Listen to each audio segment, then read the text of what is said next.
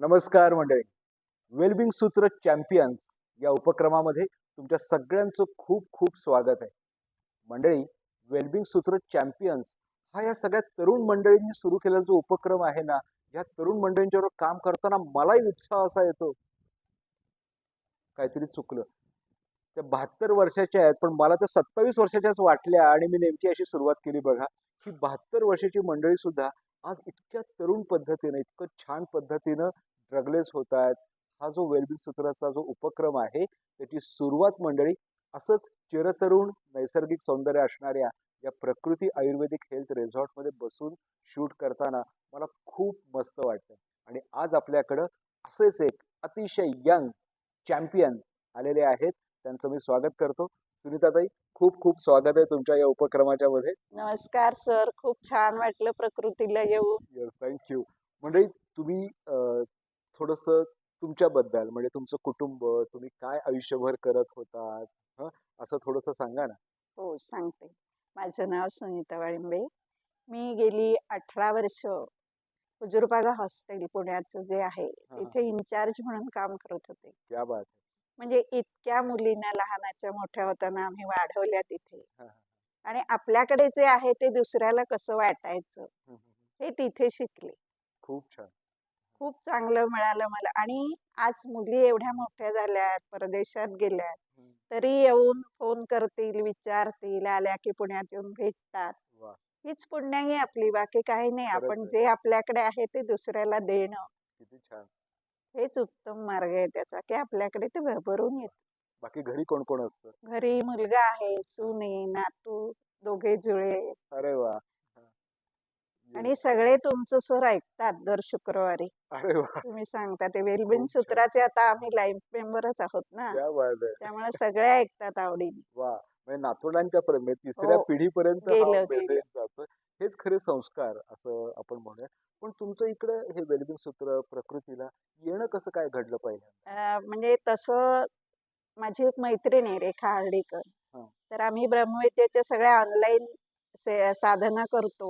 तर आम्ही सगळ्या जणींनी मिळून ठरवलं की प्रकृतीला यायचं. आम्ही 26-27 जणी ब्रह्मविद्येच्या, म्हणजे नातेवाईक आणि त्या अशा मिळून हा, हा, हा. प्रकृतीला आलो. आणि बरं. त्याच्या आधी 1 महिना तुमचं ऑनलाईनच असं ऐकलं होतं. हा, हा, हा. तर म्हटलं आपणही आपलं आरोग्य असंच उत्तम शेवटपर्यंत राहण्यासाठी तुमच्याकडे येऊया, वा वा वा, किती छान. की औषध ड्रगलेस जीवन जगायचं ही आपली पण इच्छा Yes. आहे.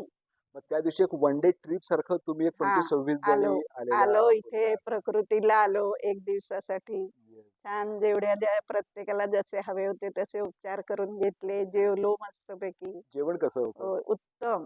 ओके. जनरली मंडळी, आयुर्वेद म्हणलं की पथ्य असं न करता नाही जे नाही, रुचकर तरी पथ्य कर हे जे अगदी. पुस्तक आहे, त्या पुस्तकाप्रमाणे इथं स्वयंपाक केला जातो. आणि त्याला रिसॉर्ट म्हणलंय ते त्यासाठी की इथे फक्त बरं व्हायला यायचं नाहीये. बरं तर व्हायला पाहिजेच आहे. तिथं अगदी मेडिक्लेम सुद्धा तुमचा होणार आहे. पण काही होऊ नये म्हणून जसं ह्या नातवंडांच्या पर्यंत घेऊन जातात तो विषय, तसं एका दिवसाची ट्रिप, मग तुमचं भिशी मंडळ असो किंवा हे, असेही लोक इथे येत असतात. आणि तसं तुम्ही आलात ना, मला खरं खूप छान बरं वाटलं. पण तुम्ही इथे येण्यापूर्वी एक आरोग्यविषयक तक्रारी म्हणून अशा काय होत्या तुम्हाला? ते मला, बाकी मी रेग्युलर माझं करते, पण मला पोटाचे थोडंसं गॅस व्हायचा, ढेकरा यायच्या, हा, हा. पोट सकाळी उठल्यावर साफ नाही व्हायचं. हम्म, हम्म, तर मग म्हटलं आपण बाकी काही घेण्यापेक्षा आयुर्वेदाचं औषध घेऊया.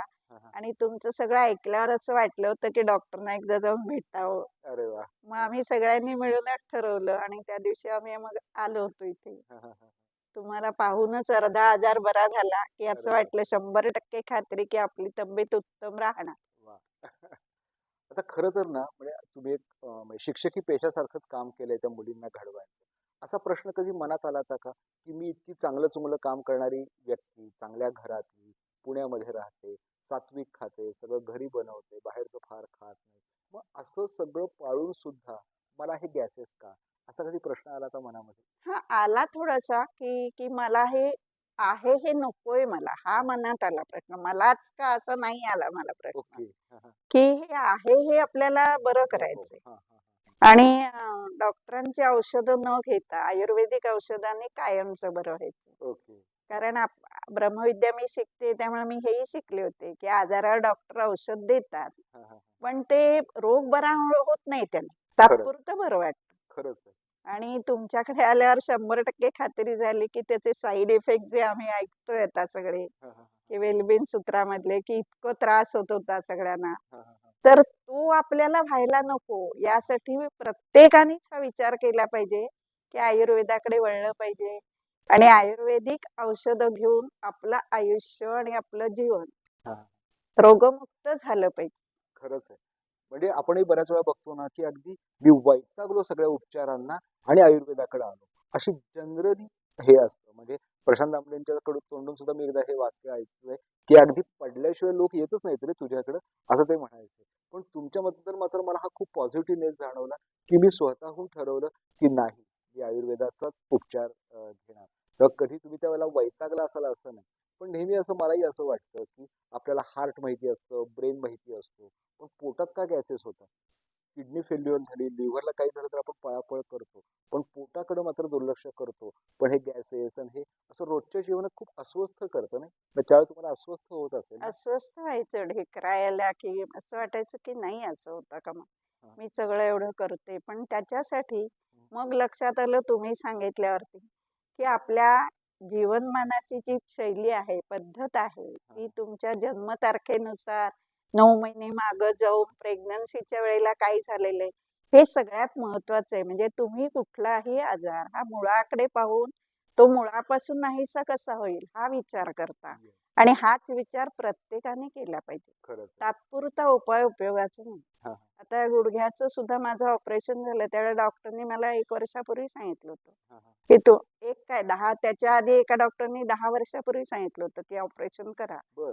मी म्हटलं नाही, मी सगळं करते, मी पथ्य पाळते, का बरं मी ऑपरेशन करेन, नाही करणार. वा. हा. पण एक एक दिवस असा आला की मला चालताच येईना. मग मी ओ. डॉक्टरांकडे गेले. हा, त्यांना विचारलं, जर मला व्यवस्थित परत पूर्वीसारखं मांडी घालून बसता येत असेल, व्यवस्थित चालता येणार असेल, तरच मी ऑपरेशन करेन ह्या अटीवर. हा, हा. तुम्ही गॅरंटी देणार तर मग लगेच करा. ओके. हा. मग त्यांच्याकडून करून घेतलं आणि खरं पण त्यांनी ऑपरेशन केल्यानंतर आता मी व्यवस्थित चालू शकते, खरंच आहे. मांडी घालू शकते. मी जिने चढ उतार करताना 4थ्या मजल्यावर मी राहते, बर. पण मी रोज संध्याकाळी जिने सगळे उतरून जाते, शाबास. 67 पायऱ्या आहेत, क्या आणि बात. चढून येते दांडीला न धरता. Very good. आता ह्या म्हणजे ह्या पचनाचं दुरुस्त करण्याकरता जी जीवनशैली असा तुम्ही जो उल्लेख केला, तर त्याकरता जे पहिल्यांदा 30 डेज चॅलेंज दिलं जातं, मग ज्याला गरज असते त्याला 90 डेज चॅलेंज पण फास्ट ट्रॅक हो द्यायला लागतं. हो. तर तसं ज्यावेळेला तुम्ही हे 30 डेज चॅलेंज वगैरे केलं असेल, तर तो तुमचा जीवनशैलीचा अनुभव कसा होता? तो उत्तमच होता. म्हणजे तुम्ही जसं सांगता ना त्याप्रमाणे आपण जर जीवन जगलं, फॉलो केलं, हा. प्रत्येक वेळी तुम्ही सांगता की छोट्या छोट्या गोष्टी आपल्या आयुष्यात कशा वापरायच्या, घरगुती उपचार कसे करायचे, जीवनामध्ये जेवणामध्ये काय घ्यायचं, हम्म. हे जर आपण लक्षपूर्वक ऐकलं आणि जर आपल्या जीवनामध्ये तसं जगलं, तर आपल्याला काही पुढे त्रास होणारच नाही. हा. आणि ज्यांना आवश्यकता नाही त्यांना तुम्ही आधीच सांगता की गरज नाही तुम्हाला पुढे औषधं घ्यायची, हो. बस करा, फक्त आहे ही जीवनशैली चालू ठेवा. Yes. आणि त्या जीवनशैलीमध्ये ते नाकात औषध घाला, कानात औषध हा, घाला. ते रेग्युलर आपण केलं पाहिजे. हा. जसं तुम्ही सांगता त्याप्रमाणे जर आपण फॉलो केलं तरच आपली प्रकृती उत्तम राहते. Yes. तुम्हाला जे जेवण खाऊ नका सांगितले ते जर तुम्ही आहार खाल्लात तर तुम्हाला त्रास होणारच आहे. Yes. पण त्या सगळ्या गोष्टी करत असताना असा कुठला एखादा चॅलेंज वाटला का, की अरे बापरे आता नाकात औषध घालायचं, की आता कानात वगैरे आपण घालतो कधीतरी लहानपणी का होईना औषध, किंवा दंतमंजनापासून खरी आपली ती दिनक्रमाची सुरुवात होते, पादाभ्यंग असतं त्याच्यामध्ये, यातला कुठलं एखादं कर्म असं वाटलं का की नको हे नाही मला जमायचं, किंवा भीती वाटते मला? नाही, फक्त बस्तीचंच वाटलं होतं, बाकी कुठल्याच नाही. पण हे जे सगळं आहे ना, दातांचं सुद्धा आता गेलेच 6 महिने मी दातांचं तुमचं दंतमंजनच वापरते. हा, हा. मी आता दुसरं बाहेर कुठलंही नाही वापरत. वा. आता माझं वय 72 आहे, पण माझे 11 दात ओरिजिनल आहे आणि हो ना. बाकीचे 1/2 जे आहेत ते म्हणजे कवळीसारखे. कवळीसारखे. पण जे आहेत ते मजबूत राहिलेले आहेत. वा. आणि हा. मी त्याच्याशिवाय आता दुसरं काही वापरतच नाही, कारण ते उत्तम चांगलं आहे दातासाठी. हा, हा. वा. म्हणजे मीच नाही, माझ्या मुलाला, नातवांना, सगळ्यांना सांगते हे वापरा तुम्ही, एकदा तरी रात्री दात घासताना ते वापरा. क्या बात आहे. बाकी तुम्ही दिवसा पेस्ट नाही, म्हणजे सगळ्यांचं मन नाही ना, हा, हा. त्याच्यामुळे ते पेस्ट वापरतात सकाळची, Yes. पण रात्री झोपताना ते दात घासतात. घासतात. मी खूप तर छान. दोन्ही वेळा तेच घासते. Yes. आता त्या सगळ्याची जीवनशैली केल्यानंतर आता तुम्ही ड्रगलेस झालात. आता तुम्ही आयुर्वेदिक औषध घेत नाही आहात. नाही. असला किती दिवस झाले? आता माझी शुगर थोडी होती, 6 वर्ष झाली सांगितलं ना, पण ती सप्टेंबर पासून ती गोळी बंद झाली. हा, हा, हा. आणि आता आयुर्वेदिक औषध कधी बंद झालं? आयुर्वेदिक औषध पण आता डिसेंबर पासून बंद केले बंदच तुम्ही. झालेलं आहे. हो, म्हणजे ना आयुर्वेद ना ॲलोपॅथी आता काही कोणतंही कुठलंच नाही. औषध तुम्ही घेत नाही. फक्त तुम्ही आता टॉनिक म्हणून ते च्यवनप्राश ते दिले. प्रतिकार हा, शक्तीसाठी. त्यासाठी. बाकी औषध मला काही नाही. वा. आता कसं वाटतंय? उत्तम. हं.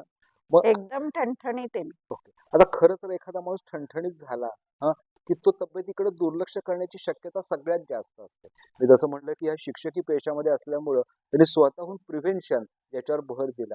मग तसं काहीही त्रास नसताना प्रकृती रिसॉर्टला यावं, पंचकर्म करावी असं का वाटलं? की पुढचं आयुष्य आपलं जे आहे ते असंच कायमचं राहावं यासाठी. अरे वा. की एवढे वर्ष आपण आपल्याकडे दुर्लक्ष केलेलं असतं. मोस्टली बायका सगळ्याच करतात. हो, हो, हो. की कामाचं, नोकरीचं, जेवणाखाण्याचं, मुलाबाळांचं, नवऱ्याचं, सासू सगळ्यांचंच करण्यात जीवन घालवतात. स्वतःकडे दुर्लक्ष करतात. बरोबर. आपण आजारी पडलो तर कधी डॉक्टरांकडे जात नाही. हां, हां. पण हे फार चुकीचं आहे. बरोबर. की जसं त्यांना आवश्यकता आहे सगळ्या पौष्टिक गोष्टींची, तशी आपल्या शरीराला पण आहे. खरंच आहे. ते प्रत्येक स्त्रीनी हे पहिल्यापासून विचारात घेतलं पाहिजे. खरं. की शिळं उरलंय मीच खा. हां. काय हे नको, संपत नाहीये मीच संपव. हां. त्याचा आपल्या शरीराला त्रास होतो. खरंच. जे आपल्याला डॉक्टरनी सांगितले ह्या गोष्टी खा. हां, हां. आता तुम्ही इतकं सुंदर सांगता सगळ्यांना, सगळं जेवण कसं असावं, हां. आहार कसा, निद्रा कशी, काय घ्या, काय प्या, सकाळी. तर हे जर तुम्ही फॉलो केलं तर तुम्हाला खरंच औषधाची गरज लागणार नाही. खरंच. पण प्रकृतीमध्ये तुम्ही जे सगळ्या गृहिणी किंवा महिलांच्या बद्दल जे काही बोललात, तर सगळ्या जणांना इथं माहेर असल्यासारखं वाटतं. अगदी उत्तम. मग इथला एक दिनक्रम आणि त्यातलं एक माहेर वाशिंपण तुम्हाला कसं वाटलं? खूप छान वाटलं. आज प्रकृतीमध्ये प्रवेश केल्यावरच आधी अर्धा आजार बरा होतो. हां, हां. कारण इथला जो निसर्ग आहे आणि इथली जी रचना सगळी आहे, हां, हां. ती खाली जाईपर्यंत घर कुठे आपलं सापडत नाही. इतकी झाडी छान मस्त वाटतं आल्यानंतर. आणि म्हणजे प्रत्येकालाच वाटतं हे. बरं, इथे आल्यानंतर तुमची औषधं, पाणी, दिनचर्या जी चालू असते ती. आहार उत्तम आहे. सगळं वेळच्या वेळी असतं आणि झोपही वेळच्या वेळी असते. संध्याकाळी आरती असते रोज. आम्ही रोज एक वेगवेगळा उपक्रम करायचो. आता मी इथे आल्यानंतर सगळ्या एक वेलबिंग सूत्राची जशी फॅमिली, तशी आम्ही इथले फॅमिली झालो. अरे वा. रोज सगळ्या जणी आरती करायचो, प्रसाद वाटायचा. मग त्याच्यानंतर एक दिवस संगीत खुर्ची खेळलो, एक दिवस कॅरम खेळलो. क्या बात. नंतर तुमचं पुस्तक आहे ना, दत्तवल्लभ श्रीपाद श्रीवल्लभ, ते रोज वाचते. अरे वा. बसतात सगळ्या जणी ऐकायला. क्या बात आहे. ब्रह्मविद्येची माहिती सांगितली. हं, हं, मला हेही सांगायला आवडेल की डॉक्टर खरोखरच एवढे आयुर्वेदाचार्य आहेत. इतकी त्यांना पारख आहे, नाडीची पारख आहे आणि अभ्यासही त्यांचा भरपूर आहे. अध्यात्माचाही अभ्यास भरपूर आहे. तरी सुद्धा आज ते ब्रह्मविद्या शिकतात.